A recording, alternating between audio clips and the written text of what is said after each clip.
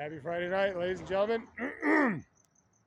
So I wanted to make a third video to add to the first two I posted today to sort of help people understand my perspective on things here uh, by explaining the actions of at least one person and how this individual's actions are so questionable and so involved in everything, it makes me wonder.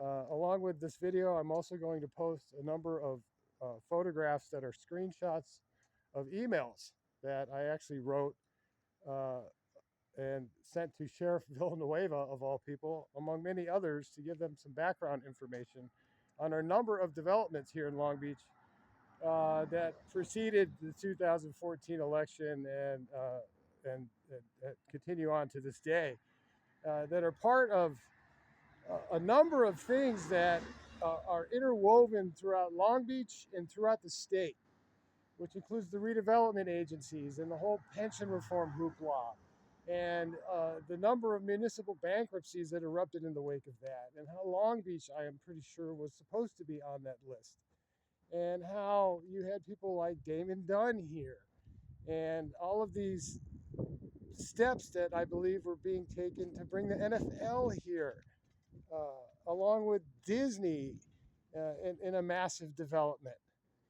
All of which I've written about in the emails, which will begin with Jerry Brown's retirement plan and a number of things that were done preceding his leaving office, and the introduction of Gavin Newsom. And then developments here in Long Beach, how the property near the Queen Mary was being infrastructurally improved for mysterious new tenants. And the port headquarters was ordered torn down because it was in the way, in my opinion, but it was called seismic.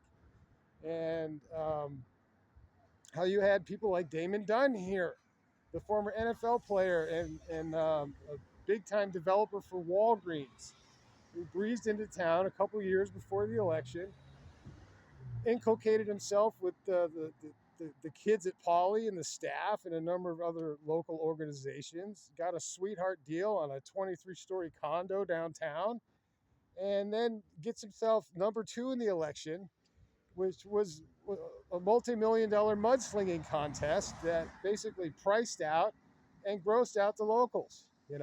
That's the kind of game they were playing, with Garcia sending out campaign mailers to voters with pictures of Damon Dunn writing the word carpetbagger on a chalkboard.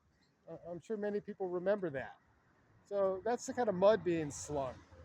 And so what happens after the election's over, and I've been blowing the whistle about what I think is in the wind here, Damon Dunn disappears, okay? Less than 2 months after the election, he sells his condo, resigns from his membership in these organizations, despite promising to stick around and support the schools. He just totally disappeared, okay? So it's amazing, this guy's hubris and his arrogance. So along with my photo collection there, I'm also going to put up a link for the public television debate we had during the 2014 mayoral election, where you'll see Damon Dunn and myself and the rest of the players, and you consider what this guy had to say, the promises he was trying to make, the false loyalty he was presenting, and then the fact that he disappeared.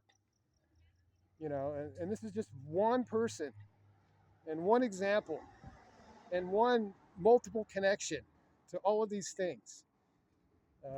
So I want people to kind of keep this in the back of your minds as you consider all the other things I have to say. There's a lot of things that are very interwoven and connected and just downright diabolical. We got to call it for what it is. So this ought to be the last for this little series for the day.